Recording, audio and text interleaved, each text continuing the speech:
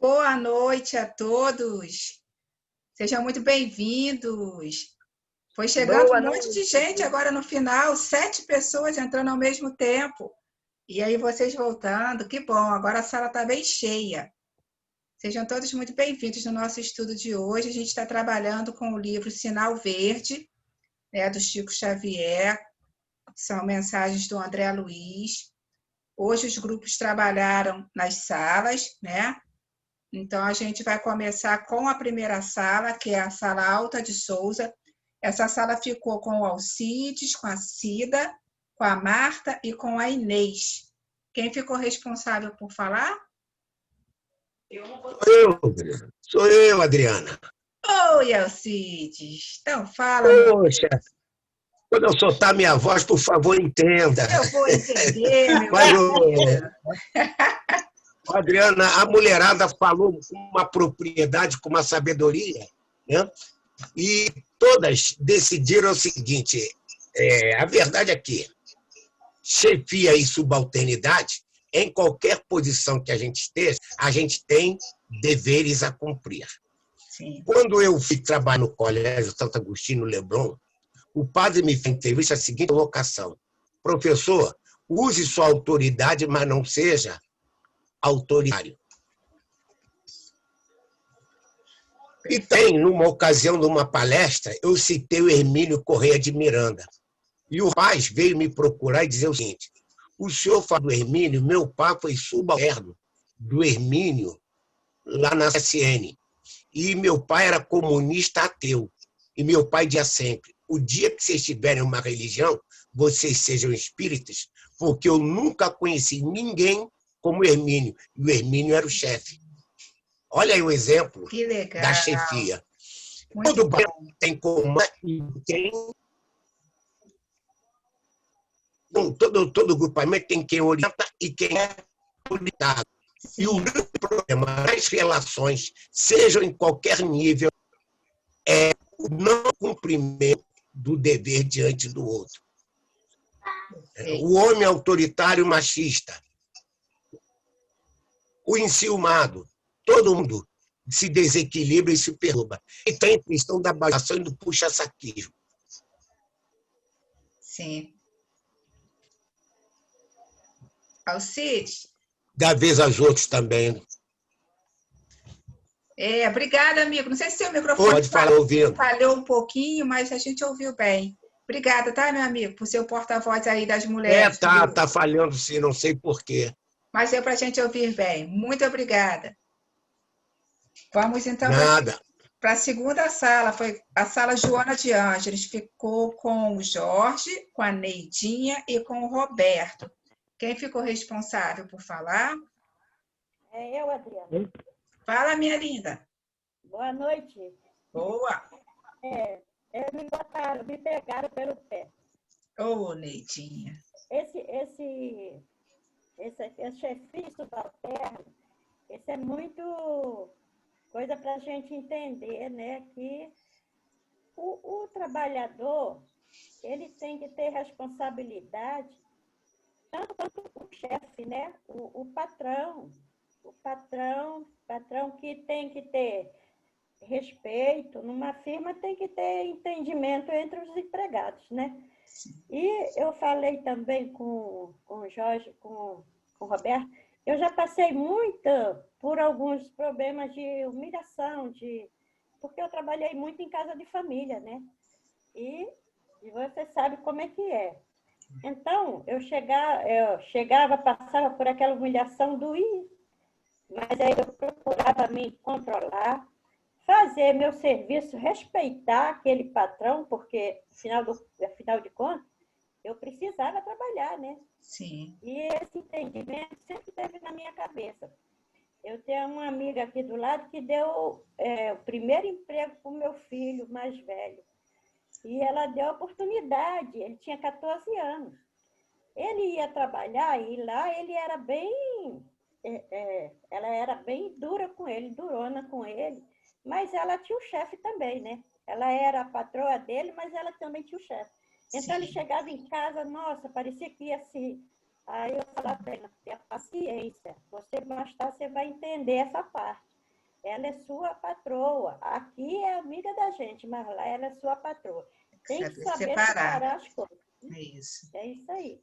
Muito então, bom. hoje ele agradece até. Ele até Verdade. agradece. Aprende, é sempre uma lição, né, minha amiga? Obrigada aí pelo teu A comentário. gente pode essas coisas, mas tem que saber separar. Verdade. Não pode misturar, né? Muito bom exemplo aí para a página de hoje. Obrigada, Neide. Vamos para o grupo André Luiz. Ficou com a Ana, com a Edmeia e com a Sônia. É isso? Quem vai falar? Eu. Fala, minha querida. Bom, nós conversamos bastante, né? Bem objetivo, né? Essa página. E o que a gente conversou mais foi sobre a administração, né? O chefe precisa tanto do subalterno, né? Do empregado, quanto do empregado do chefe. Porque muitas vezes as pessoas misturam. Então, em todas as situações, existe o chefe e existe o empregado, né? Então, quando você pode, um chefe, quando ele sabe que ele pode contar com aquela pessoa que trabalha para ele, é muito importante. Do mesmo modo que o empregado também, quando sabe que pode contar com aquele patrão. Então, às vezes, as pessoas misturam muito a situação. Está com problemas em casa, aí leva para o trabalho. Sim. E o chefe não pode fazer isso. E muitas vezes acontece, né? De chegar de grosseria, saber falar. Isso é muito importante também.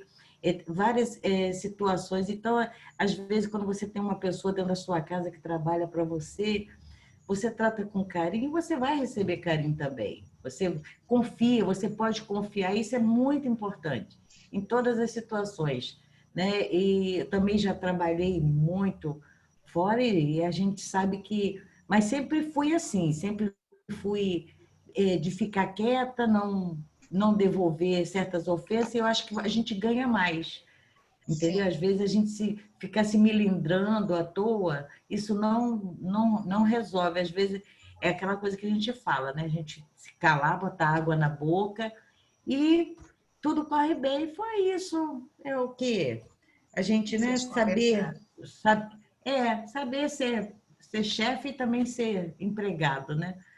Aí. É isso. Muito bom, Ana. Obrigada por ser porta-voz do grupo. E é Excelente outra comentário. família também, né? O trabalho, né? É outro O grupo seu trabalho é outra social, família, né? família, é um Foi o que a grupo. Sônia falou. A Soninha também está dentro do ônibus, não pôde participar muito, né? Mas ela estava falando, é a verdade. Às vezes você sai do trabalho e fica 2, 3 anos fora, assim, e as pessoas continuam ligando, perguntando, porque você Legal. soube conviver com aquelas pessoas. Isso. Cativou amigos aí, conquistou amigos, né? Muito bom. Isso, com certeza. Obrigada, Aninha. A gente vai então para o grupo Allan Kardec. O grupo Allan Kardec ficou com a Marlúcia, com a Dona Iris e com a Alcineia. Quem vai falar? A gente não viu a Alcineia, não. A Alcineia estava lá? A Alcineia estava quietinha, então, lá e não falou nada. Ficou eu, Dona Iris só. Então, Você procurou mais Marlúcia. alguém? Por sinal, Dona Iris arrasou, tá mandando muito bem. Então, o que a gente chegou à seguinte conclusão? Que o texto, ele retrata, né, justamente essa relação do patrão e do empregado. E deve haver sempre assim, um respeito mútuo e uma responsabilidade na execução dessas tarefas, onde cada um dedica esforços pertinentes à sua função desempenhada, tanto o chefe como o subalterno, objetivando assegurar o êxito na produção, né? Esta produção pode ser entendida assim como o produto final do esforço a ser empregado na execução desse trabalho. Então, uma coisa que nos chamou também muita atenção é que tanto o chefe quanto o subordinado, ele tem que ter o cuidado para que as suas preocupações pessoais não influenciem nessa relação do trabalho, né? Existe até aquele ditado que diz: deixe os seus problemas lá na porta, né? Não traga ele para o trabalho. Então, isso aí foi assim, uma pontuação, né? Uma sinalização muito importante que nos chamou a atenção. E no mais é isso, né? Que cada um cumpra a sua função com responsabilidade, tanto um quanto o outro, e com respeito mútuo. Isso aí. Eu acho que é isso. Sempre cooperando, né? Obrigada, Marlúcia. Muito bom comentário. Vamos para o último grupo, é o Chico Xavier. Ficou com o Zé Luiz, com a Leila e com o Mário. Quem vai falar? Eu, José Luiz. Bem-vindo, Zé. Boa noite para todos. Na leitura desse texto, nós chegamos à devida conclusão. E a figura do chefe é importante. Tem de ter uma coordenação, senão o serviço será feito acéfalo. Cada um vai fazer da maneira que achar e muitas das vezes precisa que haja um direcionamento, certo? Então, tem de existir o respeito entre o chefe e o subordinado e o chefe. E muitas das vezes a gente se depara com subordinados que precisa que o chefe mande fazer. Se eu sei que minhas obrigações, o que eu tenho que fazer, que é uma coisa rotineira, eu não preciso esperar o chefe chegar para fazer. Mas aí também existe um outro fator. Muitas das vezes o subalterno é dinâmico, aí inicia a tarefa, o chefe não gosta. Entendeu? Então, isso aí tem. E o chefe tem que ter a humildade, que muitas das vezes ele determina que seja feita uma tarefa, mas o subalterno ele pode dar opinião para que aquela tarefa seja realizada de uma forma mais produtiva e ele aceitar a opinião, não é pelo fato de estar na figura do chefe que ele vai passar, mas ele tem de saber ouvir o subalterno. O subalterno ele pode chegar, dar uma orientação, e conforme o Mário falou. E quando for preciso, ele fala, não, essa aí não foi minha ideia, foi fulano que deu essa ideia. Entendeu? Então, Perfeito. A gente tem que ter humildade de aceitar a contribuição das pessoas que trabalham conosco na equipe, não pelo fato de eu ser chefe, eu não posso aceitar. Entendeu? É isso que eu... Muito bom, Zé. Com certeza, porque a gente está sem tempo, com certeza Roberto, que é engenheiro, já deve ter ouvido muito conselho de mestre de obra, né? E deve ter absorvido a inteligência. Inclusive, Roberto, não dá tempo de falar, Roberto. Eu falei, eu só queria comentar rapidinho. Desculpa. Um beijo no seu coração. Pô, barato. Olha aqui, ó, isso no tribunal eu fui mencionado, tem direito à resposta, mas tudo bem, vou me subordinar aqui a minha Inês, meu amigo. Eu humildemente vou me aceitar a imposição da minha chefe aqui depois que eu li essa lição de hoje. Um beijo. Eu vou pedir Carlos Mariano para fazer a nossa prece inicial, tá bom, Carlos? Boa noite a todos. Boa noite, amigo. Deus Pai de misericórdia, Jesus meu amado, nesta noite de bênção, na que estamos reunidos em torno do seu Evangelho esse que tem como princípio o amor. Queremos louvar e agradecer mais essa noite de estudos, agradecer a saúde, agradecer o dom da fala, no qual podemos conversar e discutir sobre seus ensinamentos. Agradecer esses protetores de espírito que um de nós, que possamos orar, aprender a ser gratos, aprender a silenciar, ouvir Deus, ouvir nosso guardião, que saibamos nos resignar e entender que tudo que nos ocorre é para o nosso bem. Que assim seja, na graça de Deus. Que assim seja. Muito obrigada, Carlos. Muito obrigada a todos que participaram. E eu vou passar, então, a palavra para a Inês, para ela fazer a leitura do Evangelho segundo o Espiritismo. A gente está no capítulo 15, fora da caridade não há salvação. Ela vai ler o item 3, o terceiro parágrafo. Eu vou dividir aqui para a gente ir acompanhando. Vamos lá, Inês. Seja bem-vinda. Boa noite. Bom, eu ia ler o meu, que é a tradução diferente. Fica à vontade. Pode ser? Lê o seu. Tá bom. Nesse julgamento supremo, quais são os considerandos da sentença? Sobre o que se baseia a inquirição? Pergunta o juiz se foram atendidas estas ou aquelas formalidades, observadas mais ou menos estas ou aquelas práticas exteriores? Não. Ele só pergunta por uma coisa, a prática da caridade. E se pronuncia dizendo: passai à direita, vós que socorrestes aos vossos irmãos. Passai à esquerda, vós que fostes duros para com eles. Indaga pela ortodoxia da fé, faz distinção entre o que crê de uma maneira ou o que crê de outra? Não, pois Jesus coloca o samaritano, considerado herético, mas que tem amor ao próximo, sobre o ortodoxo a quem falta caridade. Jesus não faz, portanto, da caridade uma das condições de salvação, mas a condição única. Se outras devessem ser preenchidas, ele as mencionaria. Se ele coloca a caridade na primeira linha entre as virtudes, é porque ela encerra implicitamente todas as outras. A humildade, a mansidão, a benevolência, a justiça, etc. E porque ela é a negação absoluta do orgulho e do egoísmo. Bom, é engraçado que eu estava lendo e pensando assim, quantas lições que sempre Jesus, como dizia minha mãe, bate na mesma tecla da caridade, né? E é porque a gente precisa, e a gente mesmo hoje ainda não compreende exatamente o que seja a caridade. A gente confunde muito. Então, é sempre bom rever isso sempre. Eu mesmo já tinha visto em outra lição aqui sobre Caritas, que falava da caridade também como condição única para a evolução. E nesse trecho ele coloca que bom, eu não vou falar do juízo final, porque o Mário já falou ontem muito bem, mas que a condição, o critério usado é a caridade, não é se a pessoa a condição social da pessoa, não é se a pessoa é rico, é pobre, se a pessoa se dispõe a amar o próximo e ajudar o próximo, a ser caridosa, ou não, é que vai determinar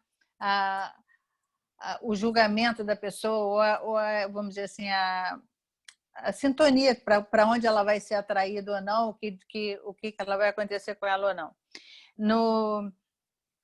Na parábola do bom samaritano, que é anterior a esse item, mostra algumas características assim, que a gente tem que frisar com relação à caridade.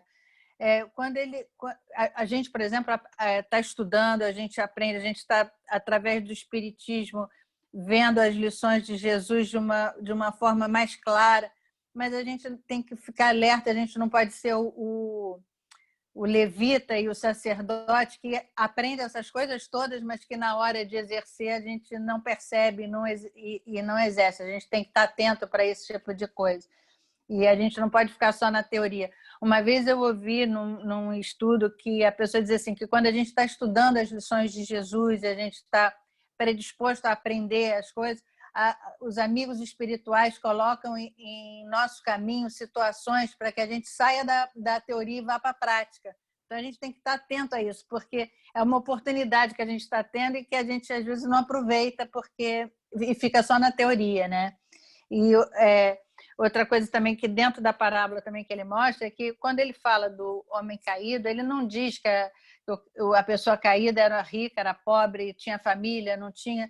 Simplesmente é uma pessoa que precisava de ajuda. E precisar de ajuda já é o suficiente para a gente estar predisposto a ajudar. Então, é outra coisa. A gente tem que estar atento também para enxergar aquelas pessoas que estão precisando da gente, principalmente dentro da própria família, porque às vezes a gente fica buscando fora e às vezes dentro da nossa família estão precisando da gente e a gente não percebe esse tipo de coisa. Eu queria comentar um negócio que eu não sei se tem a ver, mas... que eu acho interessante, que mostra bem como a gente às vezes se comporta. É uma historinha que parece que aconteceu mesmo, mas eu não sei detalhes, procurei detalhes dela, não achei, mas eu, de qualquer maneira é interessante contar. Um padre resolveu ensinar os seus alunos, dividir os alunos em 3 grupos e falou assim para o primeiro grupo: vocês têm 15 minutos para subir ao 3º andar e explicar para as pessoas lá do 3º andar sobre a parábola do bom samaritano.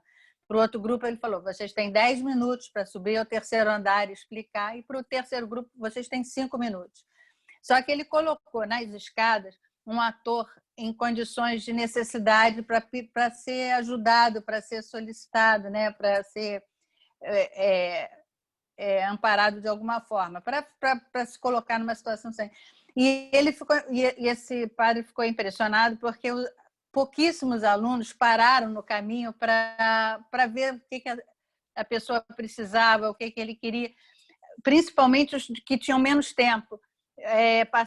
Estavam com pressa, porque só iam ter 5 minutos, então ninguém me deu, pouquíssimos deram atenção. E o padre falou para os alunos, falou assim, poxa, vocês tiveram a oportunidade de vivenciar a parábola do samaritano e vocês se preocuparam só em passar a palavra, mas não em exercer na prática. E aí eu fiquei pensando, quando eu vi essa história, eu falei assim, é exatamente a gente estuda muito, a gente fala muito, mas a gente às vezes não percebe detalhes quando a gente sai, a gente não percebe a maneira que a gente pode ajudar e não tem isso ainda espontâneo na gente, né? A gente tem que, então, por não ser espontâneo, acho que a gente tem que ficar atento e observar assim, nesse tipo de coisa. Bom, é isso aí, minha reflexão sobre essa parte. Muito bom, Inês. Excelente exemplo que você concluiu aí, é perfeito para nós. Então, existem realmente aquelas pessoas que já nascem e crescem com essa espontaneidade.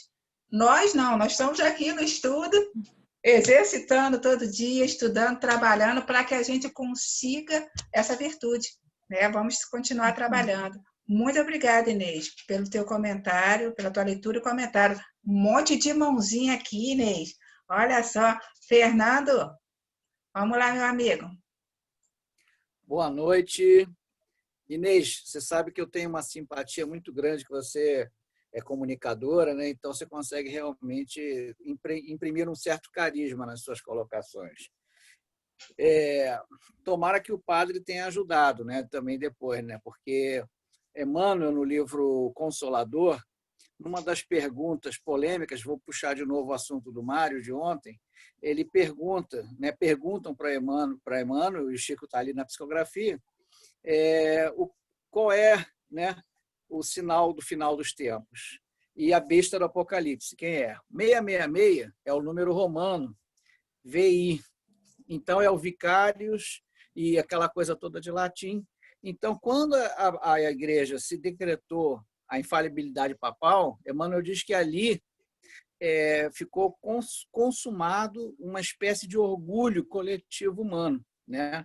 Então, ele atribui que a gente, e aqui a nossa responsabilidade de espírita, tanto como ex-sacerdotes católicos como atuais sacerdotes do cristianismo redivivo, que a defecção do sacerdócio está criando crianças espirituais, ou seja, ao sacerdote fugindo às suas responsabilidades de exemplificar, está criando maus seguidores também. Então, o problema aí é complexo, por quê? Porque, primeiro, não se ensina, né? Se faz um monte de virtudes, assim, de gestos, a chamada liturgia, hábitos exteriores em substituição aos antigos hábitos dos judeus, e depois se reclama que os cristãos não estão sacerdotes não exemplificam, né? Então, Obrigada. Muito cuidado para nós mesmos, né?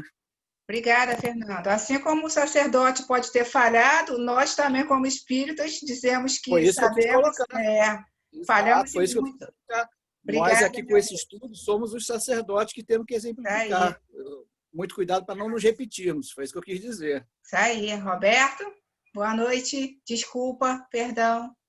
Roberto, nada vale. disso, Roberto não, nada disso. Não, olha aqui, eu depois daquela página inicial, eu não podia me insubordinar contra a nossa chefe aqui do estudo, né? Eu tinha que me submeter de bom grado aqui, sem ficar zangado. Foi o que aconteceu. Me colocaram o nome de Emanuele. Disciplina, disciplina, disciplina. Então, disciplina, então, exatamente. Então, eu aqui me acatei sem nenhum problema.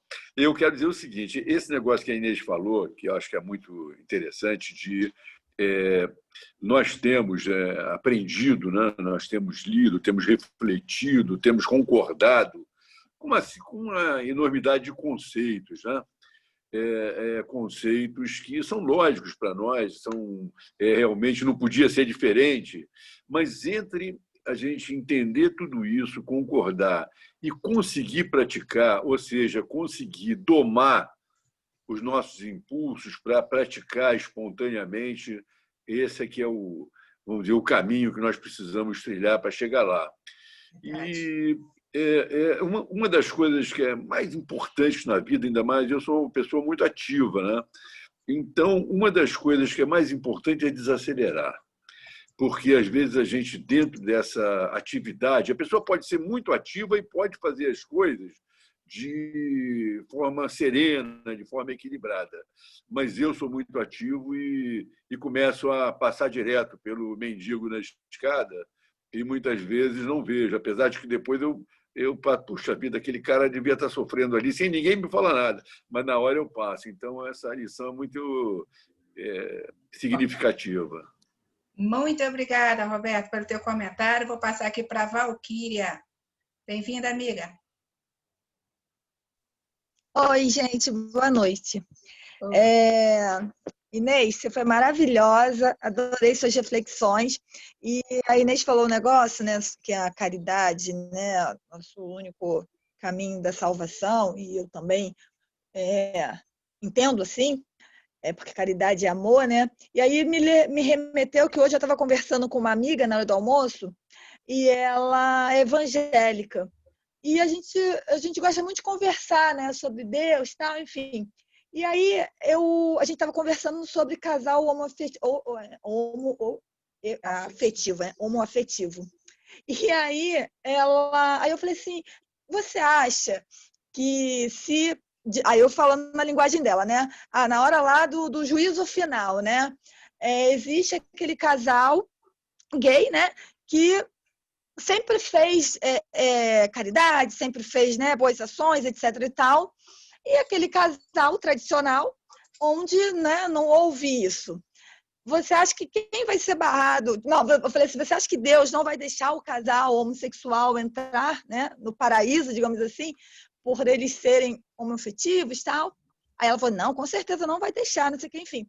E aí eu falei, eu realmente discordo, porque eu acho que o que interessa para Deus é o nosso coração, é o que vai no nosso coração. Então, eu fiquei pensando como que ainda existe, e isso é natural, nem condeno, uma falta de entendimento ou uma certa ignorância do sentido de não parar para ver que a caridade ela é amor em movimento, e que isso é o que importa para Deus, né? Sim. O que a gente está colocando para fora.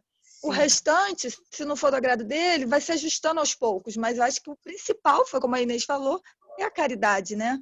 É a boa ação. Muito obrigada, Val. O preconceito tem com toda religião. Dentro do espiritismo, a gente tem muitos colegas preconceituosos. Norminha, que é da psicologia, aí sabe disso. O Jorge, você quer falar? Você estava com a mãozinha levantada, amigo? Dei a vez para as moças. Deu a vez. Marília, vamos lá, amiga. Rapidinho. Tá. Já sei a hora.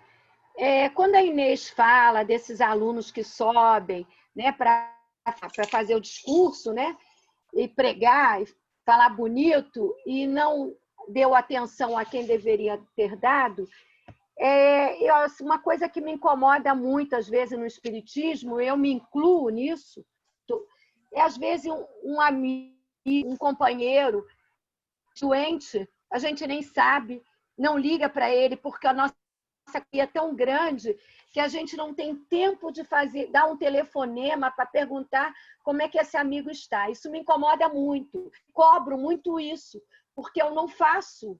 Eu gostaria de fazer, mas a nossa correria é tanta, e assim, eu acho que nós deveríamos fazer, porque isso é caridade. É perguntar como é que está fulano fez isso, fez uma cirurgia, hoje está doente, por que sumiu? E isso com uma amiga que frequentava o Cefac, e me doeu muito, porque ele disse isso para mim, que ninguém procurou ela depois, e todo mundo sabe quem é. Para a gente se vigiar. Isso aí, amiga. Tchau, boa noite. Muito obrigada pelo comentário de todos, pela leitura, pelo estudo que a Inês fez, pelos grupos que trabalharam nas salas. E vou pedir, o Jorge sempre faz estudo, nunca faz prece. Vou pedir o Jorge para fazer a nossa prece final. Pode Tá ser, bom. amigo? Obrigada.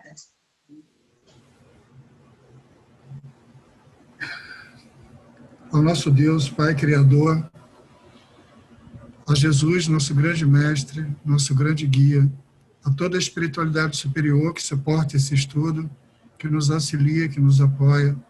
Agradecemos essa oportunidade maravilhosa de estarmos juntos mais uma vez, a família Cefac reunida, nesse estudo tão rico e importante do novo Evangelho segundo o Espiritismo. Que sejam todos abençoados por esse trabalho dessa noite. Que assim seja, graças a Deus. Graças a Deus. E aí, nos dias de grupo de estudo, a gente termina com uma música. E a música que eu escolhi hoje tem a ver com Fora da Caridade numa Salvação. A música se chama Atitude no Bem. Se a gente tem atitude no bem, a gente consegue fazer a caridade, se Deus quiser, espontânea, ser caridoso, né? Desculpa, foi a página de novo. Peraí. Agora vai.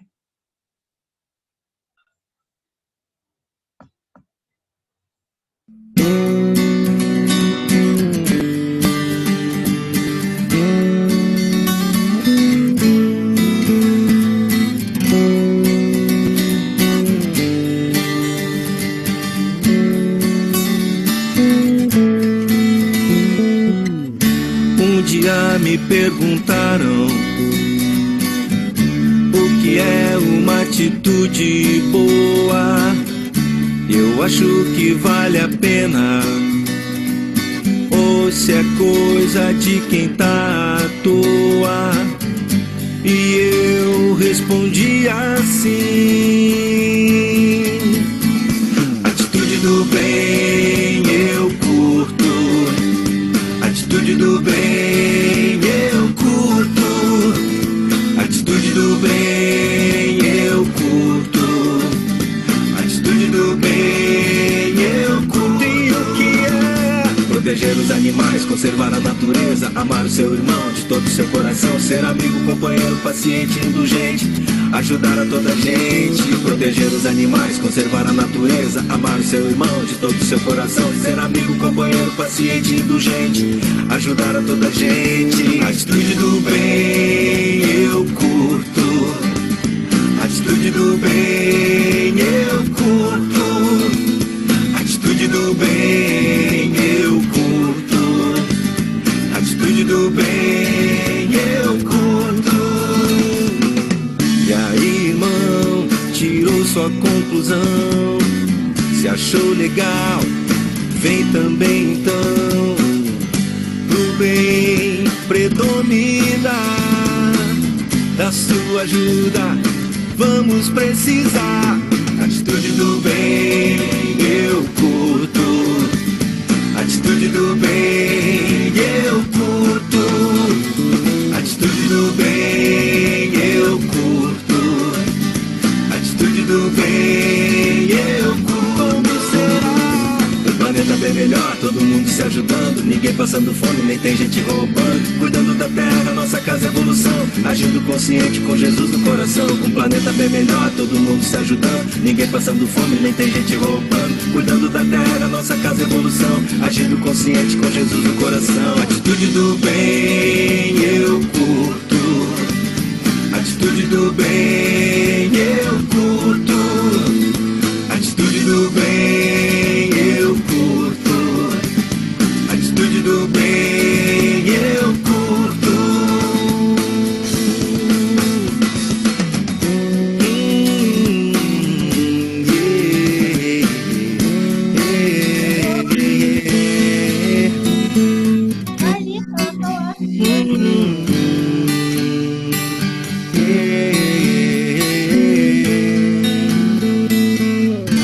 Um dia me perguntaram.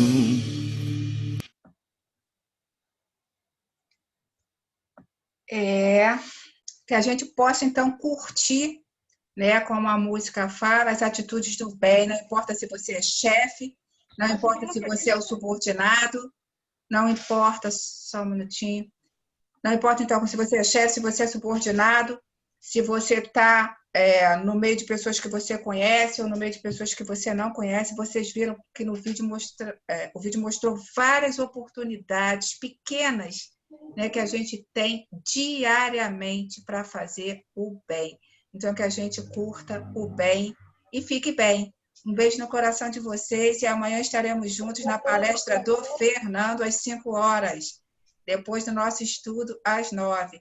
Beijo, gente. Fiquem com Deus. Beijo. Boa Pessoal, noite. boa noite. Boa noite. Boa noite. Tchau, tchau. Boa noite. Amanhã eu vou trazer a vacina para o vírus da obsessão. Obrigado. Fique com Deus. Até amanhã. Beijo.